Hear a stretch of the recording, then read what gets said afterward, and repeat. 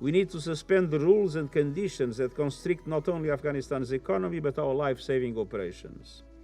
At this moment of maximum need, these rules must be seriously reviewed. International funding must be allowed to pay the salaries of public sector workers.